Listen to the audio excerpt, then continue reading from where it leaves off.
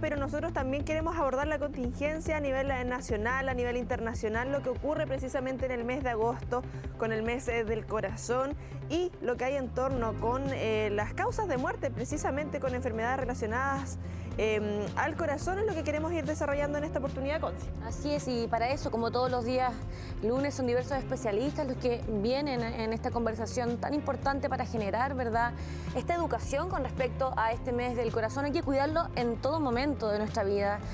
Así que bueno, bienvenido, doctor Osvaldo Pérez, cardiólogo del Hospital Las Higueras Talcahuano. Un placer que pueda tomarse el tiempo de estar con nosotros para justamente reconocer la importancia de este mes del corazón, que ojalá todo el año, ¿verdad?, reconozcamos la importancia finalmente del mes del corazón, y partamos con algunas cifras que tienen que ver con respecto a nuestro país, ya que en Chile las enfermedades cardiovasculares corresponden a la principal causa de mortalidad, ¿verdad?, en nuestro país. ¿Qué es lo que efectivamente estamos haciendo mal como sociedad con respecto al cuidado del corazón?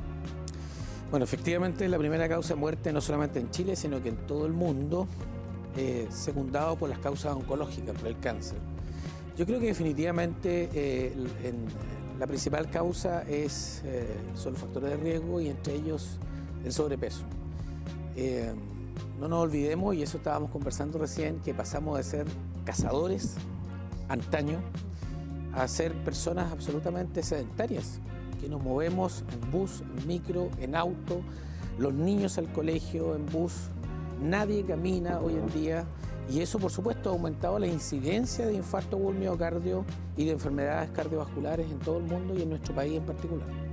Doc, bueno, hay un tema de la calidad de vida que estamos teniendo. Hablábamos del sedentarismo, hablamos la nutrición, que ya lo vamos a ir desarrollando con la profesional correspondiente, pero también los exámenes preventivos, porque ¿en qué momento nos damos cuenta o podemos poner un freno y decir, chuta, tengo que cuidarme, tengo que empezar a mejorar mi estilo de vida?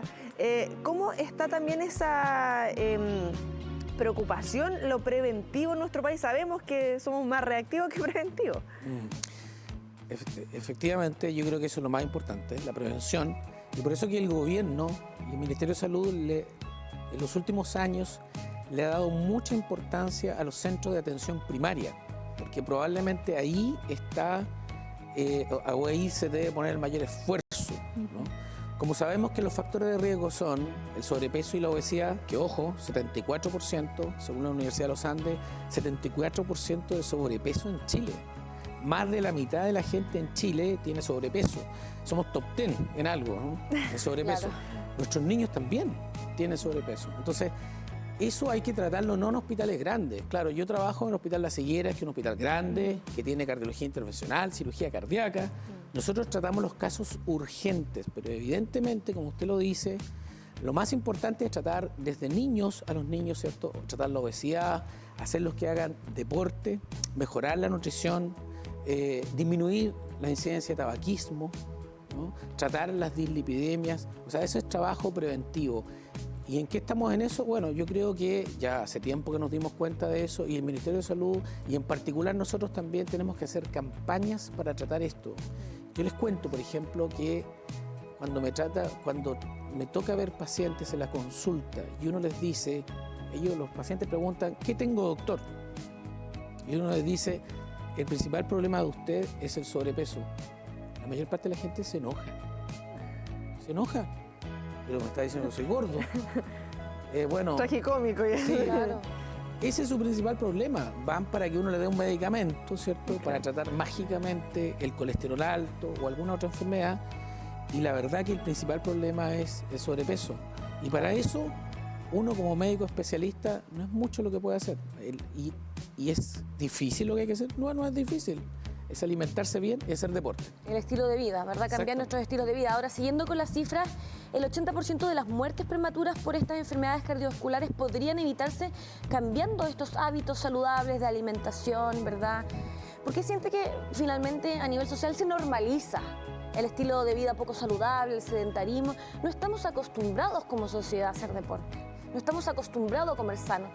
Nuestros días de premios son cuando justamente vamos a comer cosas que van y atentan justamente contra nuestra salud. Bueno, definitivamente yo creo que hay cosas socioculturales. Porque, por ejemplo, las comunidades asiáticas hacen más deporte que nosotros y se alimentan mejor que nosotros. Y en general uno los mira y son más flacos, ¿no? Nosotros pasamos de tener, acá a los 70, de ser desnutridos, ¿cierto? Ahora a tener 74% sobrepeso. Y en eso influyen, obviamente, el aumento de los ingresos. O sea, en este momento somos más ricos que hace 50 años y tenemos más acceso, lamentablemente, televisión, comida rápida y un montón de otras cosas que El delivery. nos hacen ser más, a tener más sobrepeso. Y yo insisto, la solución a eso, imagínense, usted me dice, 80% de las cosas se podrían evitar, sí, haciendo cosas muy sencillas como alimentarnos mejor, que no es más caro, y haciendo deporte, ejercicio. Doc, precisamente estos pequeños cambios que podemos ir haciendo en nuestra vida, lo que significa ya cuando llegan a la consulta, porque claro, acá como especialista cardiólogo precisamente, lo que nos puede generar, porque uno dice, chuta, un infarto, no sé, a los 30 años, estamos hablando de gente joven, pero hablamos fuera de cámara, me decía, a los 20, 18 años están llegando jóvenes con infarto. A mí me ha tocado atender, me tocó en Santiago, atender un infarto grave, agudo del miocardio en un joven de 18 años, drogadicto. Y ese es otro problema que tenemos, la drogadicción. No es tan frecuente como la obesidad, ¿no? El 74% de la población, pero cada vez hay más acceso también a las drogas y eso también provoca infarto en personas más jóvenes. Y aquí en Concepción me ha tocado tratar infarto en una persona de 20 años, 20 años. Entonces, evidentemente que ha aumentado la incidencia. Y yo les pregunto, por ejemplo, a ustedes o al público, ¿cómo ven las plazas hoy en día ustedes de nuestras poblaciones? En las plazas ya no juegan los niños. No. Hace 30, 40 años las plazas estaban llenas de niños jugando en la calle. Hoy día los niños están viendo televisión, jugando teléfono. Play. Claro. Ahí está el problema. Entonces, sí, evidentemente podríamos evitar esta incidencia tan alta, 1.500 infartos por millón de habitantes. El Hospital de las Higueras atiende a más de 1 millón de habitantes porque tiene una red más grande que su servicio de salud. Nosotros atendemos desde Ñuble por el norte hasta Araucanía Norte por el sur, más de 1 millón de habitantes. O sea, nosotros tenemos más de 1.500 infartos por millón de habitantes. Es enorme la incidencia de infartos. Sí, hablemos también de algunas enfermedades más comunes que tienen relación al corazón y también los síntomas, para que la gente igual sepa en casa cómo poder saber si es que estamos frente a un posible infarto. Interesante pregunta. Yo creo que hay 3 cosas que son las más frecuentes en cardiología. Una de ellas, y como motivo de consulta, uno es el dolor torácico. O sea, ¿cuándo un dolor torácico puede ser un infarto? Y recién conversábamos de que en realidad el corazón siempre habla de alguna forma, no siempre es igual. Nos avisa. Nos avisa de alguna forma. Hay personas, por ejemplo, que tienen dificultad para respirar. Abruptamente les empieza a costar respirar. Si eso ocurre en forma abrupta y no cede, eso eventualmente puede ser un infarto. Un dolor, por ejemplo, opresivo, aquí en el pecho, o en los hombros, o en la mandíbula, opresión, que no cede en 5 o 10 minutos y que es nuevo, algo que nunca antes había sentido una persona, puede ser un infarto. Una persona de, por ejemplo, 40 años jugando un partido de fútbol, mientras juega, tiene un dolor intenso en el pecho, no tiene que esperar. A mí me ha tocado ver personas que dicen, no, si se me va a pasar y siguen jugando. Por eso después vemos a personas que se mueren súbitamente jugando un partido de fútbol. Esas personas tienen que parar e ir a un centro. Nosotros tenemos centros de atención para todos los pacientes que en forma aguda tengan un síntoma como ese. Es cierto que hay listas de espera, pero las listas de espera son para enfermedades crónicas, pero para las enfermedades agudas estamos preparados. Y lo que viene en el futuro es la insuficiencia cardíaca. ¿Ya? La insuficiencia cardíaca, como nuestra población es cada vez mayor, tenemos mayor población de pacientes, ¿cierto?, mayores, vamos a tener, esa va a ser nuestra pandemia en el futuro, la insuficiencia cardíaca, y eso se manifiesta por dificultad para respirar y cansancio al hacer las cosas. Sí, eso es súper relevante y con todo lo que hay en torno a la edad que estamos llegando, obviamente, cómo se pronostica y cómo se proyecta también, evidentemente, el área de la salud precisamente ante esto, porque va cambiando la sociedad. La pandemia también vino a cambiar un poco el panorama de acuerdo a lo que se tenía previamente antes del 2020, porque claro, muchas veces uno se queda con el infarto. y es de lo que más se habla, pero hay otras enfermedades claramente, como lo hemos ido mencionando, y cómo se está preparando también el área de salud y la especialidad en torno a lo que pasa a nivel internacional, me imagino. Nosotros creo yo que tenemos que prepararnos de dos formas, y ya lo estamos haciendo, porque pensamos en estas cosas, planificamos, no crean que todo es... Sí. como que- no, planificamos.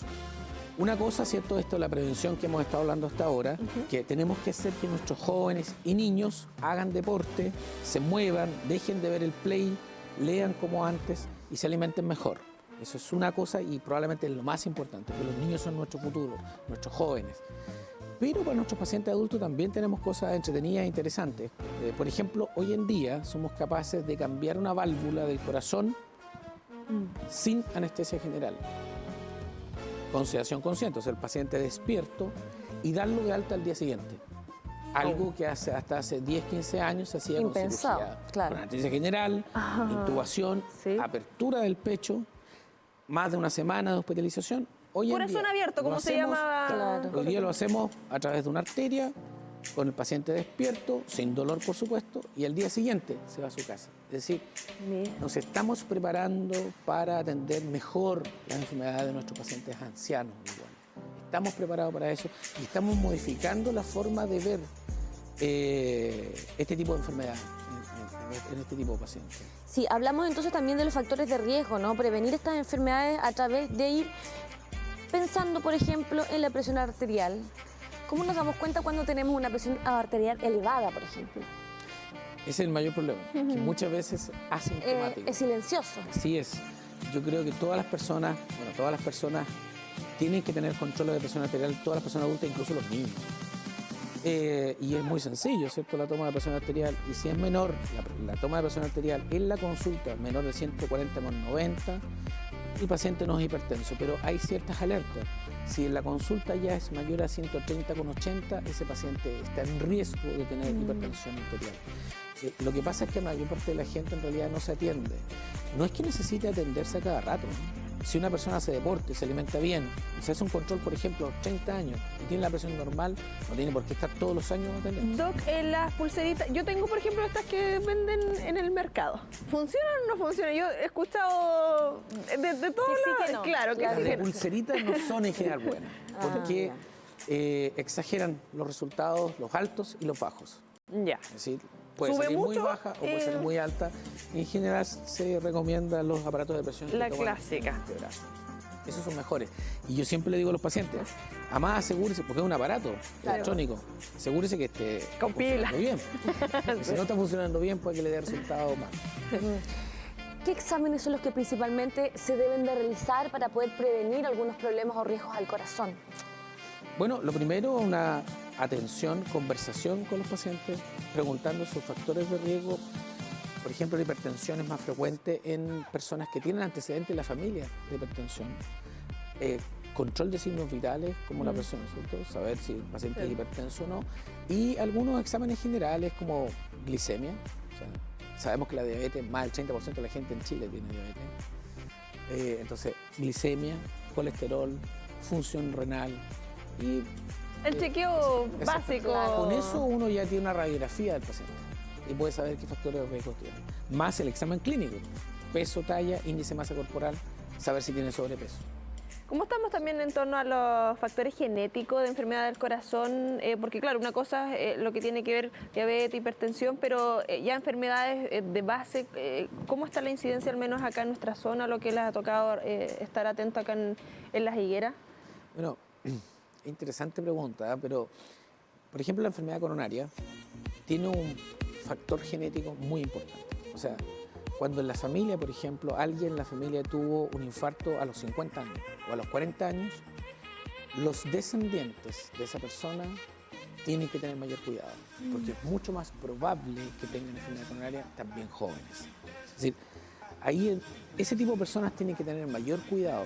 Otro ejemplo, que es menos frecuente, pero que también se da y que cuando ocurre, todos nosotros, atención, cuando personas jóvenes tienen muerte súbita, un jugador de fútbol o un estudiante se muere, ahí hay cardiopatías como la miocardiopatía hipertrófica, que también tiene una transmisión genética muy importante. Entonces, los descendientes de esa persona tienen que hacerse un chequeo.